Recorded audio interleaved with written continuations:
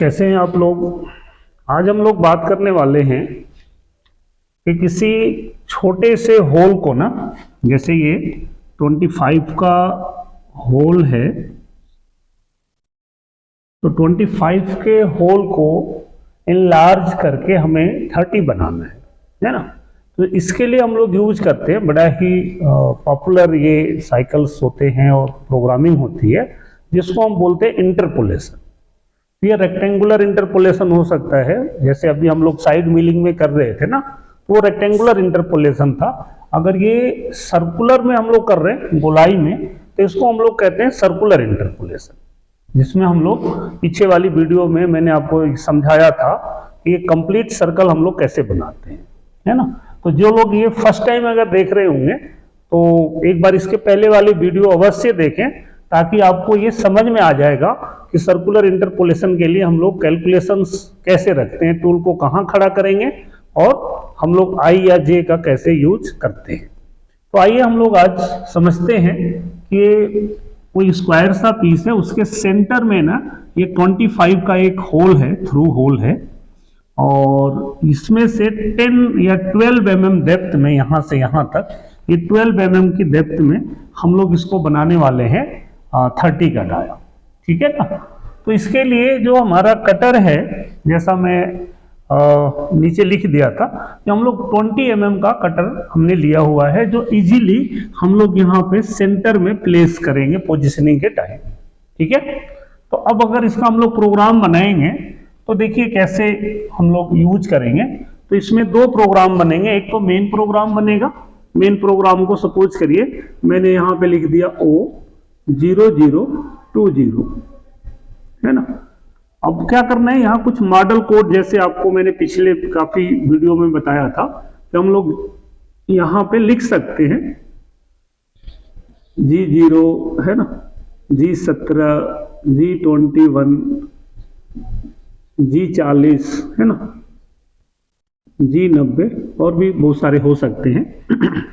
उसके बाद हम लोग यहाँ पे सीक्वेंस नंबर 1 लिख दिया, और सीक्वेंस नंबर 1 में हम लोग जो भी कटर वगैरह का डायामीटर है आप यहाँ चाहें तो कर सकते हैं या लिख सकते हैं। जैसे मैंने मान लीजिए यहाँ पे लिख दिया कि हमारा जो कटर है वो डाया 20 का है, या आप ब्रैकेट में कुछ भी लिखेंगे ना तो मशीन उसको रीड नहीं करेगी, जस्ट वो इंफॉर्मेशन होगा ऑपरेटर, सेटर या प्रोग्रामर के लिए।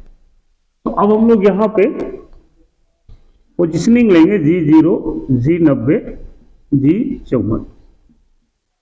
तो हमेशा हम लोग जो फर्स्ट ब्लॉक लिखेंगे ये पोजिशनिंग ब्लॉक होगा, और इसको हम लोग G0, G90, G54 या आप जो भी वर्क ऑफसेट यूज करना चाहें वो कर सकते हैं, है ना। ये 54, 55 जो भी हो सकता है।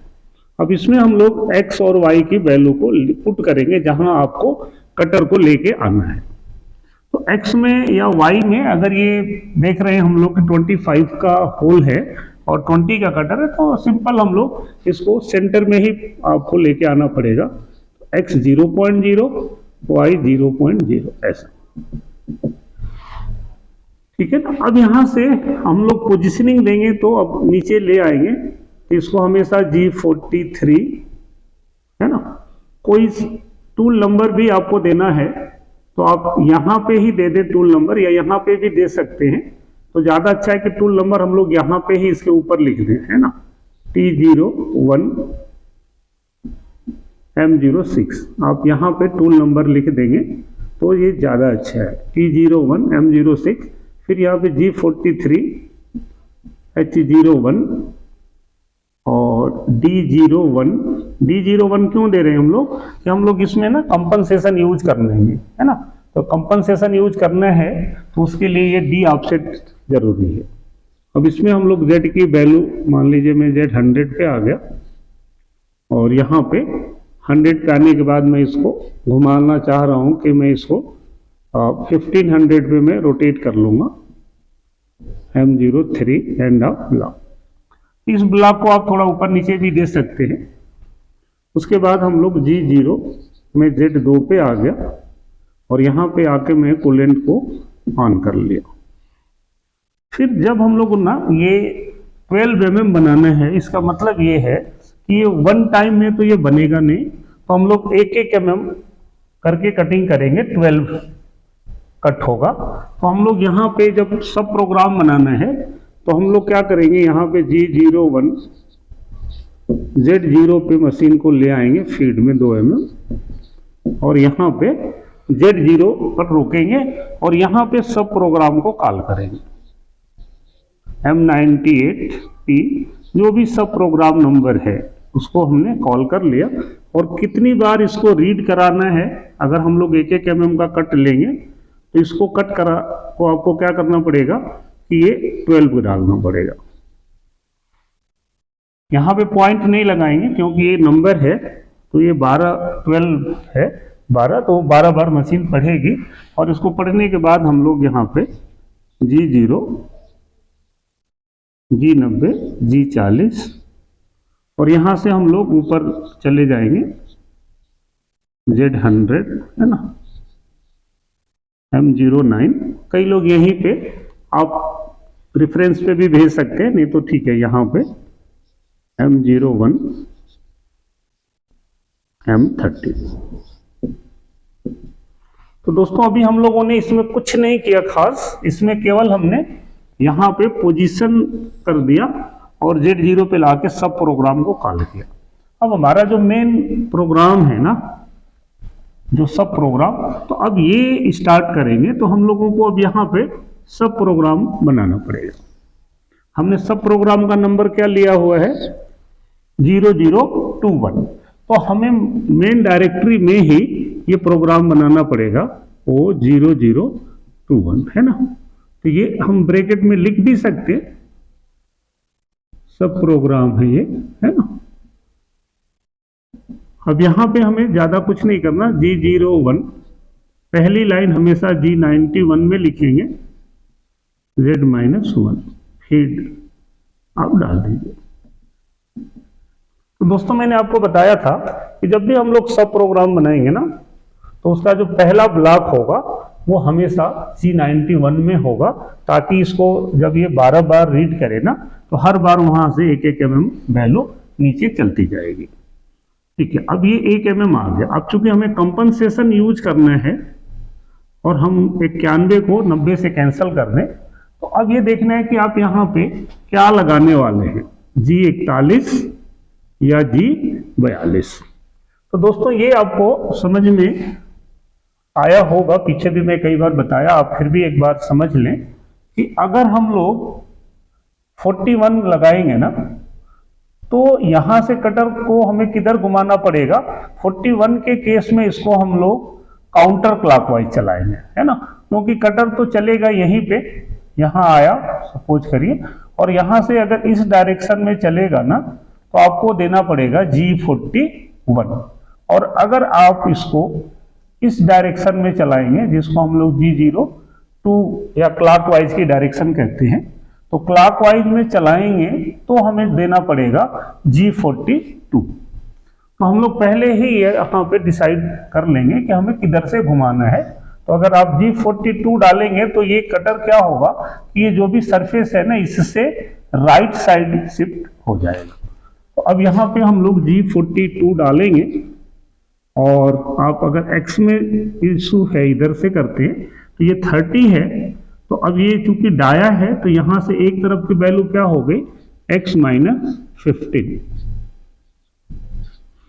x-15। उसके बाद हम लोग यहाँ पे G02 I-15, मैंने पिछले वीडियो में ये आपको बताया था कि अगर हम लोग माइनस से स्टार्ट करेंगे तो अब यहां से यहां तक की जो डिस्टेंस है इंक्रीमेंटल में, वो यहां से यहां वो प्लस वैल्यू आ जाएगी। तो अब ये बना के ना फिर से ये घूम के कटर ऐसे ऐसे और यहां आ गया, फिर इसको हम लोग इधर ही सेंटर में लेके आ जाएंगे। तो यहाँ पे हम लोग इसको G0 G40 करके और दोबारा हम लोग इसको x में 0 पे ले आएंगे, y में तो 0 पे पहले भी था अभी भी है। तो अब ये 0 पे आ गया दोस्तों। अब यहां से सिर्फ हमें क्या लिख देना है M99। तो अब क्या होगा कि मशीन इसको 12 टाइम जब इसको पढ़ेगी ना, जैसे इस ब्लॉक पे पढ़ेगी मशीन आ गई यहाँ, यहाँ से फिर इसको पढ़ेगी, 1 mm नीचे जाएगी, कंपनसेट होगी और फिर घूम के आ जाएगी। तो अब इसको ये जब 12 टाइम पढ़ेगा ना, तो ये आपको 12 mm नीचे ये कट करके ये बना देगा। तो इसको मैं प्रैक्टिकली भी आपको सिमुलेटर्स पे काट के दिखा दूंगा, आप इसको देख सकते हैं। तो बड़ा ही सिंपल प्रोग्राम है, मुझे लग रहा है कि आपको ये समझ में अच्छे से आ गया होगा, है ना। तो हम लोग इसको कहीं से भी शुरू कर सकते थे। अगर यहाँ से शुरू करते तो हम यहाँ पे y+15 रखते, समझ रहे हैं। अगर मान लीजिए मैं थोड़ा अलग करूँ, तो भाई आप समझे यहाँ के बजाय हम लोग यहाँ से कटिंग करें, तो आप इसको कुछ नहीं करना, y15 रखेंगे और यहाँ पे ये j-15 हो जाएगा। अगर आप ऐसे रखेंगे तो कटर आपने यहाँ प्लेस किया, यहाँ से यहाँ गया और घूम के फिर यहीं आ गया और फिर वापस अब यहाँ पे y0 में नीचे आ जाएगा यहाँ, बस। अब ये यहाँ से हर बार यहाँ आया, काट के यहाँ आएगा, फिर काटा यहाँ, ऐसा। तो कोई भी आप डाल सकते हैं। क्लियर है। इसमें एक चीज और भी आपके दिमाग में आ सकता है कि अगर सपोज करिए कि 30 के बजाय 50 होता, अभी तो ये 30 है, तो हम लोगों ने देखा कि यहाँ पे थोड़ा ही मटेरियल है। अगर 30 के बजाय ये 50 mm होता, सपोज करिए मैं इसी को बना दूं कि अगर ये 30 के बजाय 25 का रफ बोर्ड को हमें 50 बनाना हो, तो फिर प्रोग्राम कैसा बनेगा, है ना।